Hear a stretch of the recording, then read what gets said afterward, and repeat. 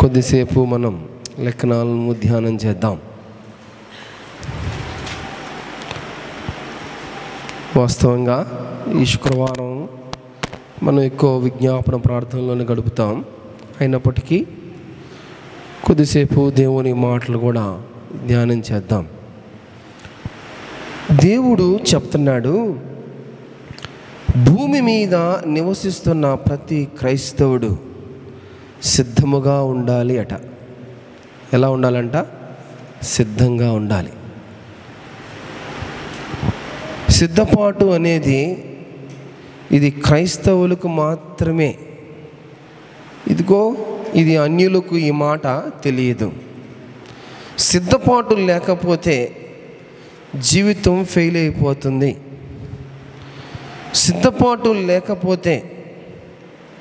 సిద్ధపాటు లేకుండా ఎగ్జామ్ రాస్తే పరీక్షల్లో ఫెయిల్ అయిపోతాం.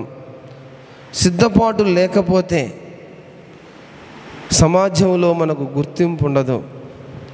సిద్ధపాటే లేకపోతే ఈ పోటీ ప్రపంచంలో ఓడిపోతాం. సిద్ధపాటే లేకపోతే గెలుపు అసాధ్యం. సిద్ధపాటే లేకపోతే వెనుకంజలో ఉంటాం.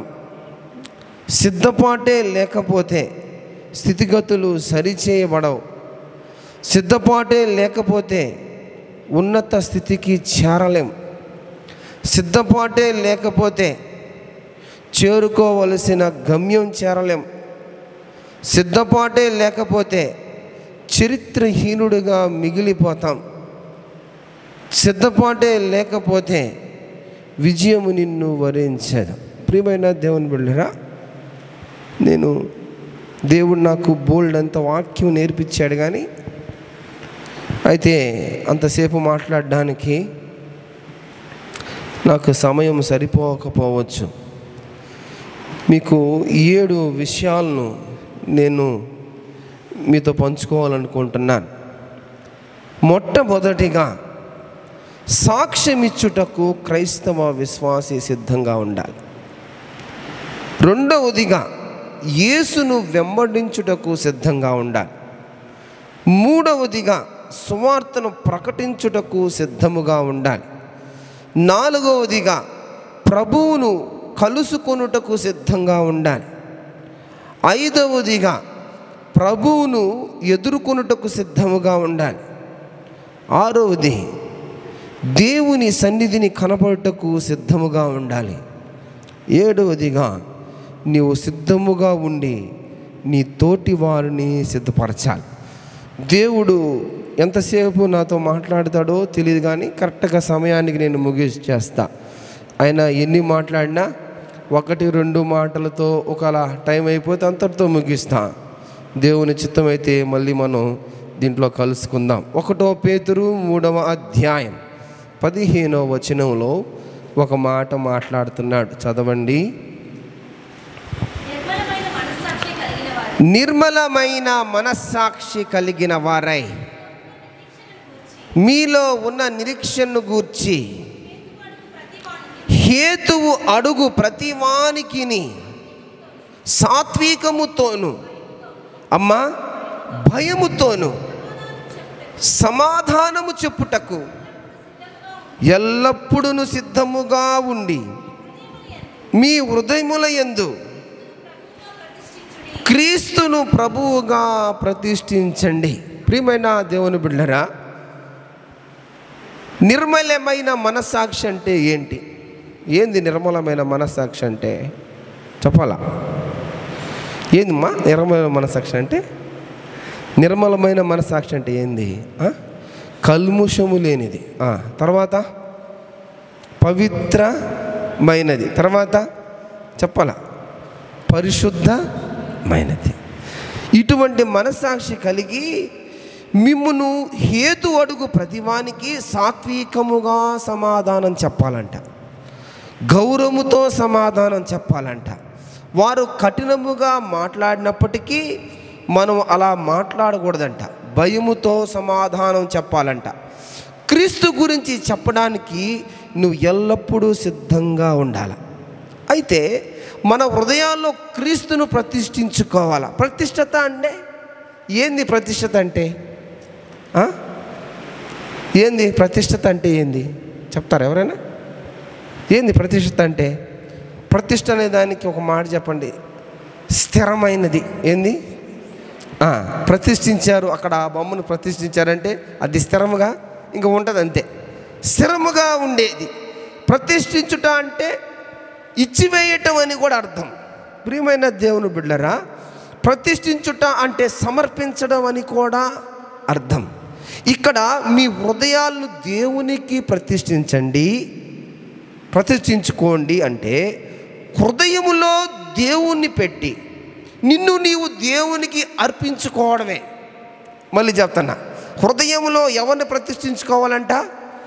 దేవుణ్ణి ప్రతిష్ఠించుకోవాలంట. అయితే నేనంటాను, హృదయములో దేవుని పెట్టి నిన్ను నీవు ఆయనకు అర్పించుకోవడమే దేవుని నువ్వు ప్రతిష్ఠించుకోవడం అంటే.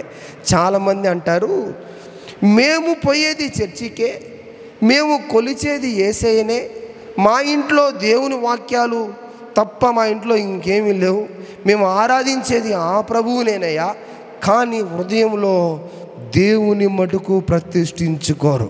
ఎక్కడ ప్రతిష్ఠించుకుంటే హృదయంలో దేవునికి స్థానం వస్తుందో, ఎక్కడ నువ్వు ప్రతిష్ఠించుకుంటే హృదయంలో దేవునికి స్థానం ఇస్తే లోకాన్ని అనుభవించలేదు. బాగా మీరు ఈ మాట గుర్తుపెట్టుకోవాలి. హృదయములో నువ్వు ప్రతిష్ఠించుకుంటే, యేసయ్యని నువ్వు హృదయంలో ప్రతిష్ఠించుకుంటే, ఇదిగో లోకాన్ని నువ్వు ఇక అనుభవించలేవు. హృదయంలో దేవునిగా నువ్వు ప్రతిష్ఠించుకొని నీవు దేవునికి అర్పించుకుంటే, ఇదిగో లోకానికి నీవు దూరంగా ఉంటావు. ప్రియమైన విశ్వాసి, సాక్ష్యం ఇచ్చుట కంట మనం ఏ విధంగా ఉండాలంట? సిద్ధముగా ఉండాలంట. అక్కడ సిద్ధముగా ఉండడానికి ముందు చాలా చెప్తున్నాడు. ఏమేమి చెప్తున్నాడు? నిర్మలమైన మనస్సాక్షి ఉండాలంట. తర్వాత ఏమేమి ఉండాలంట? నిర్మలమైన మనస్సాక్షి ఉండాలంట. ఇంకా నిరీక్షణ ఉండాలంట. ఏమంటమ్మా? సాత్వికమైన మనసు ఉండాలంట. ఇంకా భయం ఉండాలంట. యేసయ్యని హృదయంలో ఏం చేయాలంట? ప్రతిష్ఠించుకోవాలంట. ప్రియమైన దేవుని బిడ్డలారా, ఇదిగో దేవుడు చెప్తున్నాడు, మొట్టమొదటిగా సాక్ష్యం ఇచ్చుటకు ఇదిగో నీవు సిద్ధముగా ఉండాలి. నేనంటాను, ఇతరులకి యేసయ్య గురించి సాక్ష్యం ఇవ్వాలంటే మొట్టమొదటిగా ఎవరి సాక్ష్యం బాగుండాలా? చెప్పాలా? మన సాక్ష్యం బాగుండకపోతే యేసయ్య గురించి సాక్ష్యం చెప్పలేవు. అందుకనే కొలస్సీలు రాసిన పత్రిక 4వ అధ్యాయం 6వ వచనంలో ఇలా రాస్తున్నాడు. చదవండి. కొలస్సీలు రాసిన పత్రిక 4:6. ప్రతి మనుషునికి నువ్వు ఎలాగ ప్రత్యుత్తరం ఇవ్వాలంటే అది మీరు తెలుసుకొనుటకై ఈ సంభాషణ ఉప్పు వేసినట్లుగా ఉండాలంట. ఎలా ఉండాలంట? నువ్వు మాట్లాడే మాట ఏ విధంగా ఉండాలంట? నువ్వు సాక్ష్యం ఇచ్చేది ఏ విధంగా ఉండాలంట? ఉప్పు వేసేదిగా ఉండాలంట. రెండవది రుచిగా ఉండాలంట. మూడవది కృపాసహితముగా ఉండాలంట. ప్రియమైన దేవుని బిడ్డలారా, నీ మాట ఉప్పు వేసినట్టుగా ఉండాలంట. అంటే ఉప్పు వేసినంటే కూరలో ఉప్పు సరిగా వేయకపోతే ఏముండదు? రుచి ఉండదు. అది కానీ ఎక్కువ వేస్తే ఏమైపోద్ది? కసిమైపోద్ది, విషమైపోద్ది కూర కదా. ఇదిగో నువ్వు తగిన మోతాదుల్లోనే ఏమేయాలా? ఉప్పేస్తే ఏం వస్తుందంట? రుచి వస్తుంది. ప్రియమైన దేవుని బిడ్డలారా, దేవుడు అంటున్నాడు, నువ్వు ఇతరులతో మాట్లాడేటప్పుడు, ఇతరులకి నువ్వు దేవుని గురించి సాక్ష్యం చెప్పేటప్పుడు నీ మాట ఎట్లా ఉండాలంట? ఉప్పు వేసినదిగా ఉండాలా. ఉప్పు వేస్తే ఏం వస్తుందంట? అది కూడా ఎట్లా వేయాలా? సరైన మోతాదుల్లోనే వేయాల, కరెక్ట్ సమయంలోనే వెయ్యాల. ఇదిగో కూరకంతా పట్టాల. ఏంది? కూరకి నాటుకోడి చేసేటప్పుడు తగిన సమయంలాగా ఉప్పు వేయకపోతే మొక్కకి పట్టద్దా? అమ్మ కూర మటుకు రుచిగా ఉంది కానీ మొక్క మటుకు అంటే ఏమని సరైన టైంలో ఉప్పు వేయలా. ఇదిగో దేవుడు అంటున్నాడు, నువ్వు ఇతరులతో మాట్లాడేటప్పుడు ఉప్పు వేసినట్లు ఉండాలా అండోయ్. మళ్ళీ చెప్తున్నాడు, అది రుచిగా ఉండాలా. అంత మాత్రమే కాదు, కృపా సహితముగా ఉండాల. అపోస్తుల కార్యం 20వ అధ్యాయం 18 నుంచి 21 వరకు ఒక మాట మాట్లాడుతున్నాడు, చదవండి. అపోస్తుల కార్యం 20 అధ్యాయం 18, 21. అమ్మా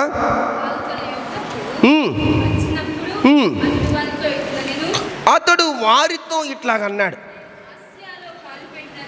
నేను ఆసియాలో కాలు పెట్టినప్పటి నుండి ఎల్లకాలము మీ మధ్య నేను ఎలా నడుచుకున్నానో మీరే ఎరుగుదురు.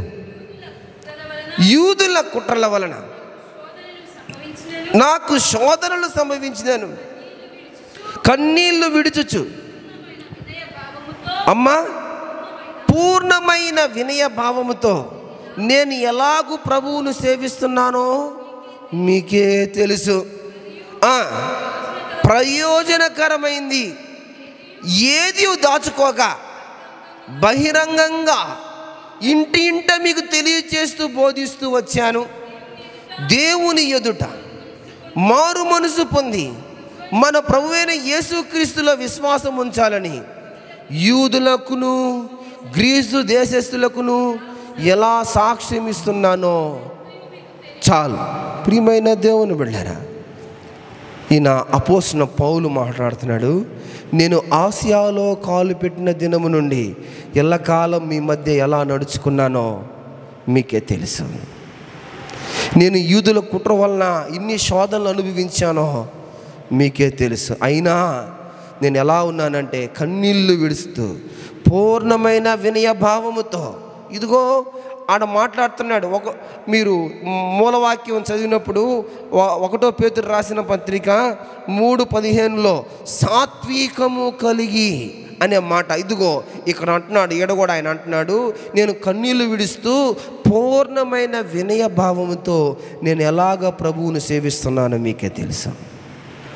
అంత మాత్రమే కాదు, ప్రయోజనకరమైంది ఏది దాచుకోక బహిరంగంగా ఇంట మీకు తెలియజేస్తూ బోధిస్తూ వచ్చాను. ఇంట నేను తెలియపరుస్తూ మీకు బోధించాను. ఎన్నో శ్రమలు పడ్డాను, ఎన్నో బాధలు అనుభవించాను.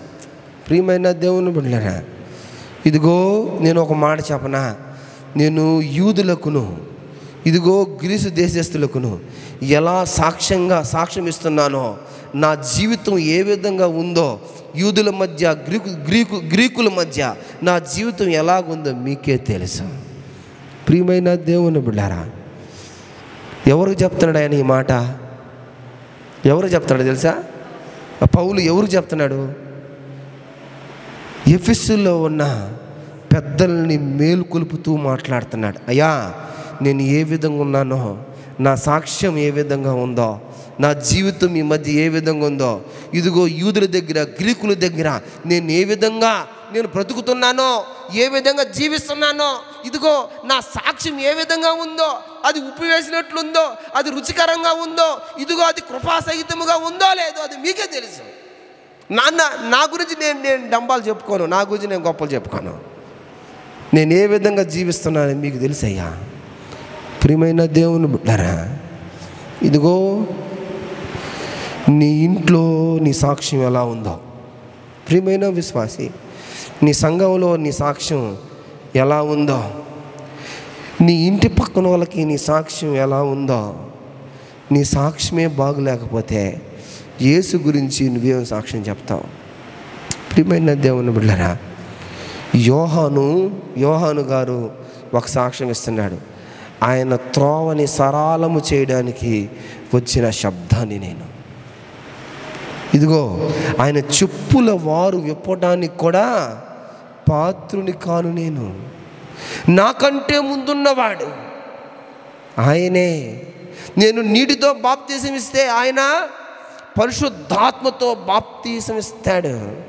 ప్రియమైన దేవుని వెళ్ళారా, ప్రియమైన దేవుని వెళ్ళారా, ఇదిగో దేవుని దగ్గర తగ్గించుకున్న యోహాను. ప్రియమైన దేవుని బిడ్డలారా, దేవుని దగ్గర వినయభావంతో ఉన్న యోహాను. ఇదిగో నేను ఎవరి గురించి ప్రకటించడానికి వచ్చాను, ఇదిగో ఆయన నా వెనకే వస్తూ ఉన్నాడు.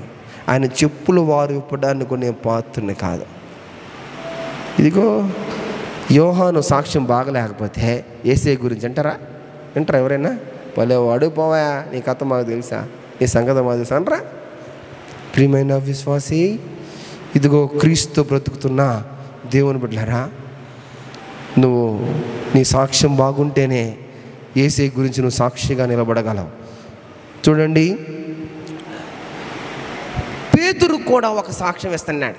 అపోస్తుల కార్యం 4వ అధ్యాయం 7 నుంచి 20 వరకు చదవండి. ఈ పేతురును యోహానును మధ్య నిలబెట్టి, మీరు ఏ బలము చేత, ఏ నామమును బట్టి మీరు ఇది చేస్తున్నారు అని అడగగా, పేతురు పరిశుద్ధాత్మతో నిండిన వాడే ఇట్లా నేను ప్రజల అధికారులారా, పెద్దలారా, ఆ దుర్బలునికి చేసిన ఉపకారాన్ని గూర్చి వాడు దేని వల్ల స్వస్థ పొందాడని నేడు మమ్మల్ని విమర్శిస్తున్నారు. మీరందరూ, ఇశ్రాయేలు ప్రజలందరూ తెలుసుకోవాల్సింది ఏమంటే, ఇదిగో ఇప్పుడు ఆయన సాక్షిగా మారిపోతున్నాడు. ఏమని తెలుసా? సిలువ వేసినటువంటి, మృతుల్లో నుండి దేవుడు లేపినట్టి నజరేయుడైన యేసుక్రీస్తు నామములోనే వీడు స్వస్థత పొంది మీ ఎదుట నిలుస్తున్నాడు. ఇదిగో ఇల్లు కట్టేవారే, మీరు త్రోసిపుచ్చిన రాయి ఆయనే, ఆ రాయే మూలకు తలరాయి అయ్యింది. మరి ఎవరి వలన రక్షణ కలగదు? ఏ నామం వల్ల మనకు రక్షణ పొందాలి కానీ, ఈ నామం వల్లే మనం రక్షణ పొందాలి కానీ, ఆకాశం కింద మనుషుల్లో ఇవ్వబడిన మరి ఏ నామం వల్ల రక్షణ పొందలేమని బిగ్గరగా అరుస్తూ సాక్ష్యం చెప్తా ఉన్నారు. ప్రియమైన దేవుని బిడ్డలారా, వీళ్ళకి బెదిరింపులు వచ్చినాయి. వీళ్ళని చంపేస్తామని అక్కడున్న ప్రజల్లో వీళ్ళని చంపేస్తామన్నోళ్ళు, వీళ్ళని చెరగ తీసుకుపోయిన వాళ్ళు, వీళ్ళను కొట్టినోళ్ళు. ప్రియమైన విశ్వాసే, ఇదిగో పేతురు యోహాను దేవుని కోసం సాక్షిగా నిలబడిపోయినారు. ఇదిగో నీ సాక్ష్యం ఎలా ఉందో నాకైతే తెలియదు. నువ్వు ఏ విధంగా జీవిస్తున్నావో నాకైతే తెలియదు. నువ్వు ఏ విధంగా బ్రతుకుతున్నావో నాకైతే తెలియదు. అందుకనే ఒక మాట రాస్తున్నాడు. హెబ్రీయులకు రాసిన పత్రిక 5వ అధ్యాయం 9 నుంచి 10 వరకు చదవండి. హెబ్రీయులకు రాసిన పత్రిక సంపూర్ణ సిద్ధి పొందిన వాడై మెల్కీసెదెకు యొక్క క్రమములో చేరిన ప్రధాన యాజకుడని, అమ్మా, దేవుని చేత పిలువబడి తనకు విధేయులైన వారి అందరికీ నిత్య రక్షణకు కారకుడయ్యాడు. ప్రధాన యాజకుడిగా మెల్కీసెదెకు క్రమములో ఇదిగో పాలుభాగస్తుడై ప్రధాన యాజకుడై ఇదిగో ఏమైనాడంటమ్మా ఆయన? అమ్మా, నిత్య రక్షణకు కారకుడయ్యాడు. ఇదిగో వండర్ఫుల్ స్టేట్మెంట్ ఇస్తున్నాడు ఇక్కడ అపోస్తలుడైన పౌలు. నీ రక్షణకు, నా రక్షణకు కారకుడు ఎవరో? యేసుక్రీస్తు వారే. రెండవదిగా, యేసును వెంబడించుటకు సిద్ధంగా ఉండాలి. లూకా సువార్త 22వ అధ్యాయం 33వ వచనంలో ఒక మాట రాస్తున్నాడు. చదవండి అమ్మా. ప్రభువా, మీతో కూడా చెరలోనికి మరణమునకు వెళ్ళటకు సిద్ధముగా ఉన్నానని ఆయనతో అనెను. ఆయన, పేతురు, నీవు ఎరుగువని ముమ్మారు కోడి కుయ్యదని నేను చెప్పుచున్నాను. ప్రియమైన దేవుని బిడ్డలారా, ఇదిగో కొన్నిసార్లు మనం ఆవేశపడిపోతారు. పేతురులాగా, అయ్యా నీకోసం నేను అది చేస్తా, అయ్యా నేను నీకోసం ఇది చేస్తా, నీకోసం అలా బ్రతుకుతా ఇలా బ్రతుకుతా, నేను అలా ఉంటా ఇలా ఉంటా. ఏమీ చేయలేము, అన్నీ ఒత్తి మాటలే. ప్రియమైన విశ్వాసి, దేవుడు అంటున్నాడు, నువ్వు నన్ను ఎరగోని 3 సార్లు అంటావు పేతురు. ఇదిగో ఏంది యేసయ్యను వెంబడించడం అంటే? రోమీయులు రాసిన పత్రిక 8వ అధ్యాయం 35వ వచనంలో ఒక మాట రాస్తున్నాడు, చదవండి. క్రీస్తు ప్రేమ నుండి మనలను ఎడబాపువాడు ఎవడు? శ్రమ అయినను, బాధ అయినను, అమ్మా హింస అయినను, అమ్మా కరువైనను, వస్త్రహీనత అయినను, ఉపద్రవమైనను, అమ్మా ఖడ్గమైనను, నన్ను ఇవన్నీ వచ్చినా సరే ఎడబాపున. ఇది యేసయ్యతో బ్రతకడం అంటే. యేసయ్యతో బ్రతకడం అంటే ఏందో మళ్ళీ చదువుతావా? మళ్ళీ చదువుతామా? క్రీస్తు ప్రేమ నుండి మనల్ని ఎడబాసేవాడెవడం? శ్రమ అయిన, బాధ అయిన, హింస అయిన, కరువైన, వస్త్రహీనత అయిన, ఉపద్రవమైన, ఖడ్గమైన, అమ్మా మనలను ఎడబాపున.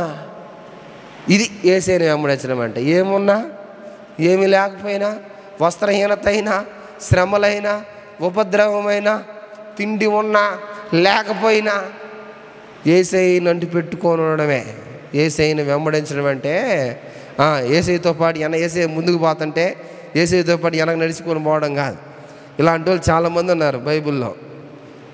ఒకడు యేసయ్యని నేను కూడా వస్తానంటే, నువ్వే రాబోద్దయ్యా, నీ పని నువ్వు చూసుకొని చెప్పిన రోజులు ఉన్నాయి, లేవా? ఇదిగో అనేక మంది యేసయ్య దగ్గరికి పోతే బోధరుగుద్దని వచ్చిన వాళ్ళు ఉన్నారు. అనేక మంది యేసయ్య దగ్గరికి పోతే స్వస్థల తరగతి వచ్చిన వాళ్ళు ఉన్నారు. యేసయ్యని వెంబడించడం అంటే ఇదిగో ఏదో తినడానికో లేకపోతే బాహ్య సంబంధంగా స్వస్థతలు జరగడానికో కాదయ్యా. యేసయ్యని నమ్మడం అంటే ఏం తెలుసా? శ్రమ అయినా, బాధ అయినా, ఖడ్గమైన, వస్త్రహీనత అయినా, ఉపద్రవమైన, ఏమున్నా ఏమి లేకపోయినా ఆయన ప్రేమ నుండి నన్ను ఏదైనా ఎడబాపుద్దా? ఆయన ప్రేమ నుండి నన్ను ఏదైనా దూరం చేస్తుందా? ఆయన ప్రేమ నుండి నన్ను ఏదైనా కాదంటదా? కాదనగలద్దా? ఆయనకి నాకు మధ్య ఉన్న ప్రేమ అటువంటి ప్రేమ.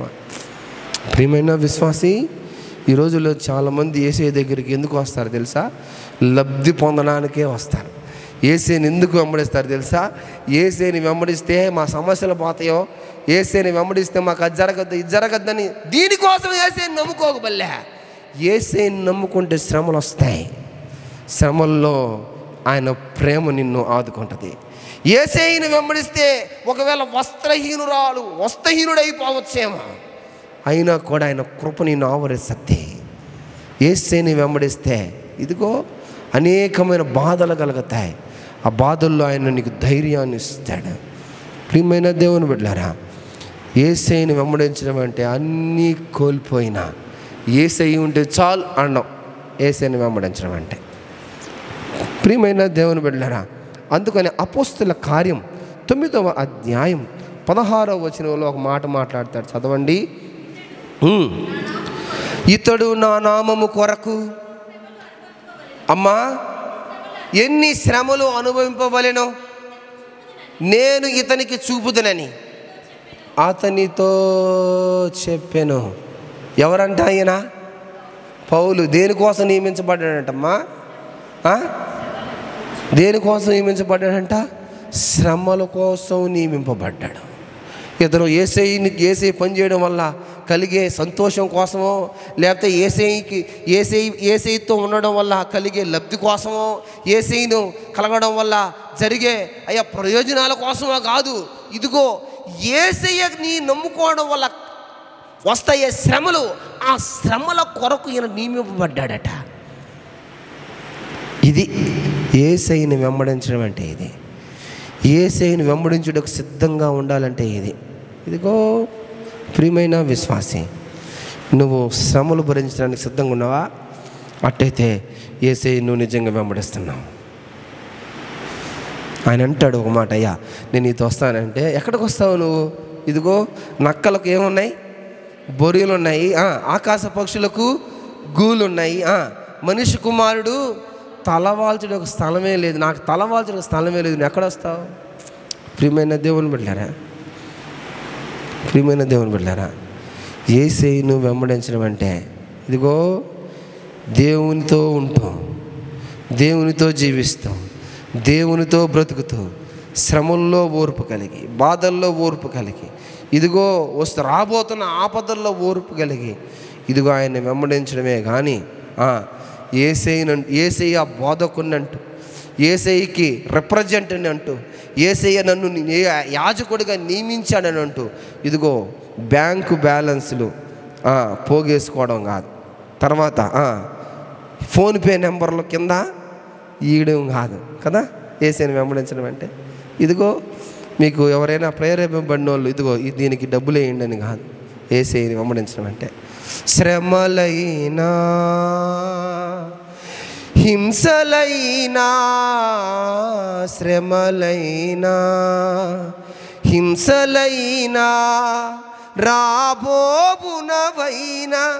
ఉన్నవైనా, కరువైనా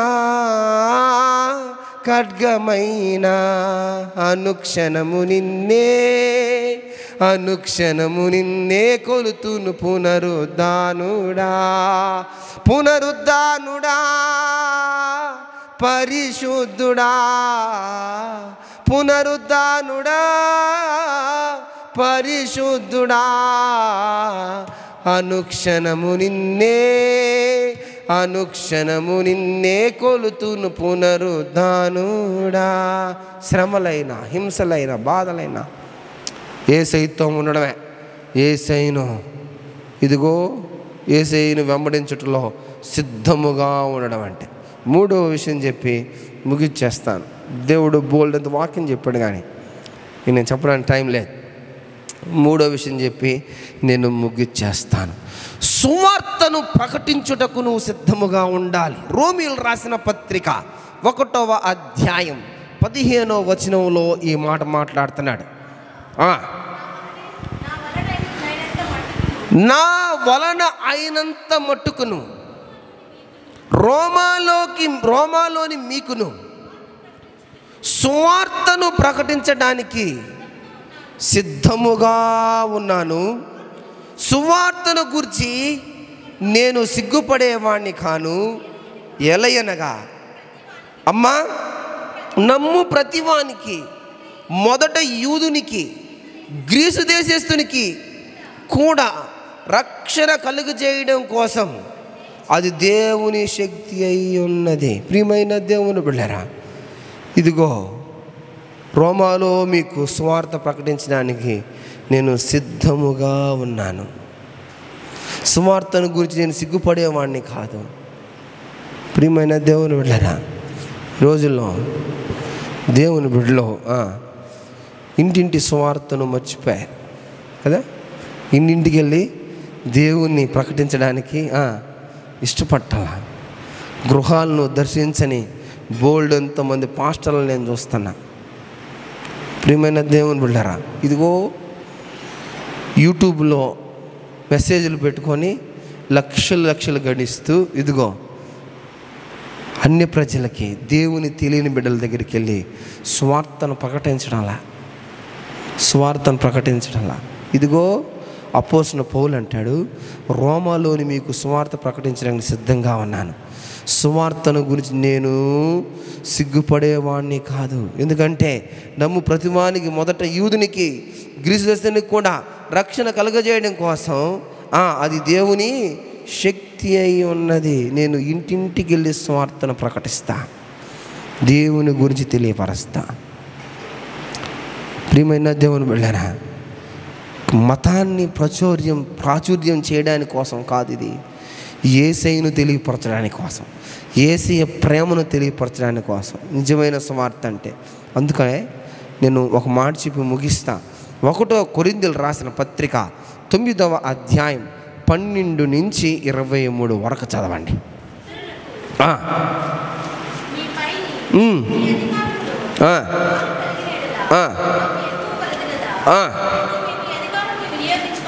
అధికారమును వినియోగించుకొనలేదు. క్రీస్తు సువార్తకు ఏ దేవుని ఆలయ పని చేసేవారు ఆలయం వల్ల జీవనం చేస్తారని బలిపీఠం దగ్గర కనిపెట్టుకొని ఉండేవారు బలిపీఠం మీద అర్పింపడిన వాటిలో పాలువారే ఉన్నారని మీరు ఎరుగరా? అలాగే సువార్త ప్రచురం చేసేవారు సువార్త వల్ల జీవించాలని ప్రభువు నియమించి ఉన్నాడు.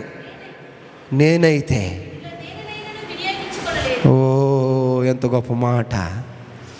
ప్రియమైన దేవుని బిడ్డలారా, ఇదిగో ఈ యూట్యూబ్లో ఈ మాటలు వింటున్నా, ఇదిగో యాజకులారా, యూట్యూబ్లో ఈ మాటలు వింటున్న దేవుని బిడ్డలారా, దేవుడు మీతో కూడా మాట్లాడుతున్నాడు.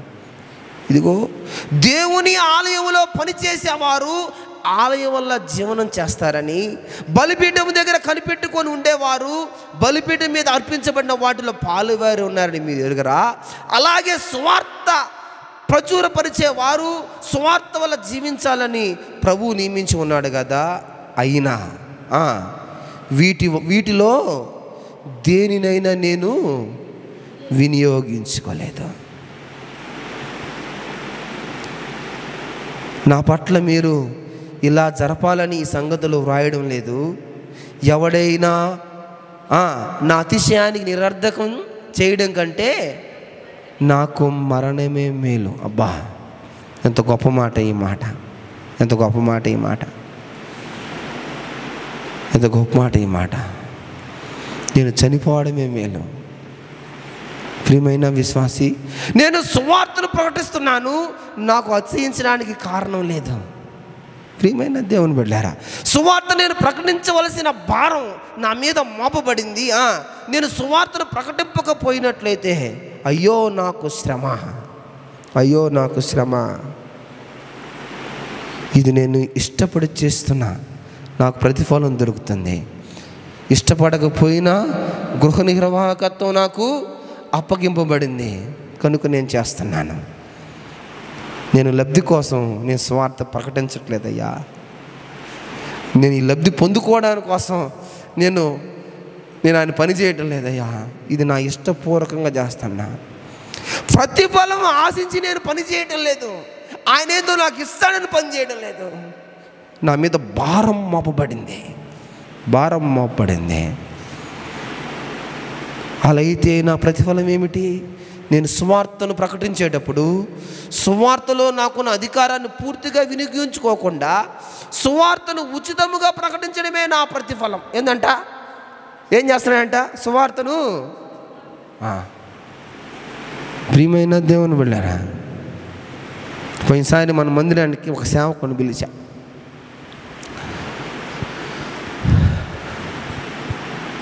నాకు ఫోన్ చేశాడు ఒక అన్న, తమ్ముడు మా మందిరానికి ఒక సేవకుని పిలిచాను, సేవకుడి పేరు చెప్పను. ఈ టైంలో క్రిస్మస్ టైంలో బాగా బిజీగా ఉంటాం, నేను రావాలంటే మీరు నాకు 25,000 ఇస్తే నేను వచ్చి మీకు వాక్యం చెప్తాను. ప్రియమైన దేవుని బిడ్డలారా, 25,000 కోసం ఆయన పిలిపిస్తే దేవుని మాటలు ఏమైనా ఆయన వినిపిస్తాడా? ఆయన మాటలు తప్ప. ఇదిగో అపోస్తలుడైన పౌలు అంటున్నాడు ఇక్కడ, ఏమంటాడు తెలుసా? నేను ఉచితముగా సువార్తను ప్రకటించడమే నా ప్రతిఫలం. అది నా ప్రతిఫలం ఏం తెలుసా? ఉచితముగా ప్రకటించడమే. నా మీద ఒక భారం మోపబడి ఉంది. ఒకవేళ నేను ఏదైనా అతిశయిస్తే నాకు మరణమే మేలు.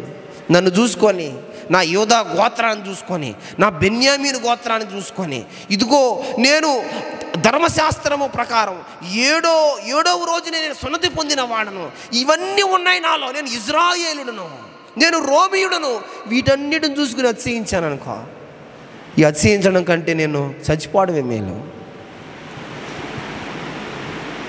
నేను డబ్బుల కోసం పనిచేయడంలా, నేను ప్రతిఫలం ఆశించి పనిచేయడంలా. నా ప్రతిఫలం ఏం తెలుసా? ఉచితంగా పనిచేయడమే నా ప్రతిఫలం. ప్రియమైన విశ్వాసి, ఇదిగో దేవుడు నీకు కూడా బాధ్యత చెప్పాడు, నీకు కూడా బాధ్యత పెట్టాడు. ఇదిగో నీ ఉద్యోగంలో నువ్వు స్వార్థను ప్రకటిస్తున్నావా? నీ వ్యాపారంలో నువ్వు దేవుని స్వార్థను ప్రకటిస్తున్నావా? నీ వ్యక్తిగత జీవితంలో ఇదిగో అనేక మందికి నీ జీవితం ద్వారా ఏసే స్వార్థ నువ్వు చేస్తున్నావా? ఇదిగో నువ్వు కూలి పనికి పోయేటప్పుడు నీ పక్కన నాటేసే వాళ్ళకి, లేకపోతే నీతో పాటి పనిచేసే వాళ్ళకి పొలంలో ఏసే గురించి ఏ రోజని చెప్పావా? ప్రియమైన దేవుని బిడ్డలారా, ఒక మాట అంటున్నాడు, చదువమ్మా 19 నుంచి చదువమ్మా, మాట ముగిచ్చేస్తా, 23 వరకు చదవండి. 19 నుంచి, అందరి విషయంలో నాకు స్వేచ్ఛ ఉన్నది, కానీ ఎక్కువ మందిని సంపాదించడానికి అందరికీ హల్లెలూయా. ఎంత గొప్ప మాట ఈ మాట. ఏం చేసుకున్నాడంట? అపోస్తలుడైన పౌలు రే అంటే సెంటర్లో నిలబడి స్తంభించిపోయింది. అందరు ఏడాడు ఆగిపోయినారు. అమ్మా పౌలు గారు వచ్చారు, సౌలు వచ్చాడు. గుర్రాలు తీసుకొని అనేక మందిని మనుషులు తీసుకొని ఆ ఊచకోత కోసిన వ్యక్తి, క్రైస్తవ్యాన్ని నాశనం చేయడానికి పరుగులెత్తిన వ్యక్తి, ధర్మశాస్త్రాన్ని వల్లివేసిన వ్యక్తి, గమాలియేలు పాదాల దగ్గర శిష్యరికం చేసిన వాడు, ఇదిగో రాజ్యముద్రను పొందుకొని రాజ్యంలో దేశంలో అధికారాన్ని పొందుకున్న వ్యక్తి ఏమైపోయాడంటమ్మా? దాసుడైపోయాడంట. అబ్బా, ఈ మాట చదువుతున్నప్పుడు నాకు ఎంత బాధేసిందో. దాసుడైపోయాడంట. నేను దాసుడయ్యాను. యూదులను సంపాదించడానికి యూదునులా ఉన్నాను. ధర్మశాస్త్రానికి లోబడిన వారిని సంపాదించడానికి నేను ధర్మశాస్త్రానికి లోబడినాను. కాకపోయినను ధర్మశాస్త్రానికి లోబడిన వాళ్ళ ఉన్నాను. దేవుని విషయమై ధర్మశాస్త్రం లేని వాడికి కాను, క్రీస్తు విషయమై ధర్మశాస్త్రానికి లోబడిన వాడు గాను అయినను ధర్మశాస్త్రం లేని వారిని సంపాదించుకోవడానికి ధర్మశాస్త్రం లేని వారికి ధర్మశాస్త్రం లేని వానిలా ఉన్నాను. బలహీనులు సంపాదించడానికి బలహీనులకు బలహీనుడయ్యాను. ఏ విధము చేతనైనను కొందరు రక్షింపవలని అందరికీ అన్ని రకాల వాడినయ్యాను. ప్రియమైన దేవుని బిడ్డరా, నిజమైన సేవకుడు, నిజంగా సువార్తను ప్రకటించేవాడు ఈయనే. దేవుని ఇదిగో దేవునిలా తెలియపరిచిన వాడు ఆయనే. క్రీస్తుని ప్రభువులా చూపించిన వాడు ఆయనే. ఆయన జీవితం ఒక మాదిరిగా మారిపోయింది. అందుకని ఆయన ఆ మాట అనగలిగాడు. ఎవరు అనలేకపోయారు, కానీ ఆయన ఒక్కడే అన్నాడు, నేను క్రీస్తుని పోలి జీవించినట్లు మీరు నన్ను పోలి జీవించండి. నేను ఆయన దాసుని రూపం ధరించాను. ప్రియమైన దేవుని బిడ్డలారా, క్రీస్తు సిలువను మోసిన వ్యక్తిగా, క్రీస్తు సిలువను ప్రేమించిన వ్యక్తిగా, క్రీస్తుతో పాలుభాగస్తుడిగా, క్రీస్తు మరణములో పాలుభాగస్తుడిగా జీవించాడు.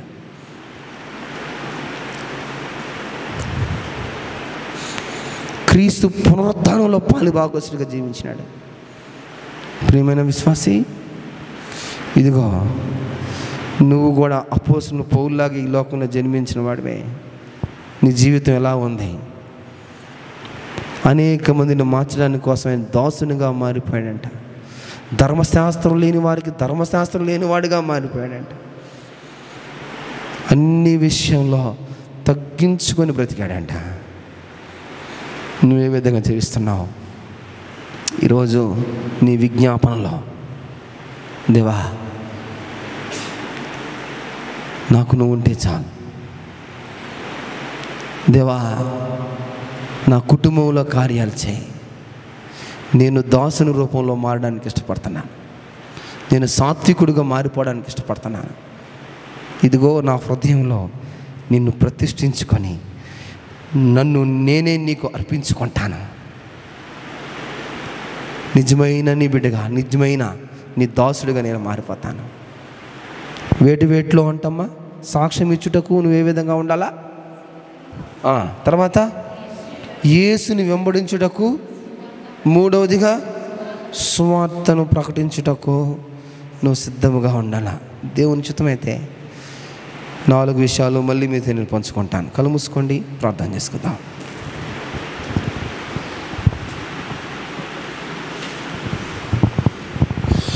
అయ్యా,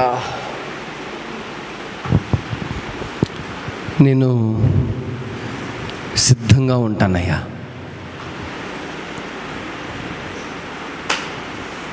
నా జీవితమే ఒక సాక్ష్యంగా మారిపోద్దయ్యా. నిన్ను మాత్రమే నేను వెంబడిస్తానయ్యా.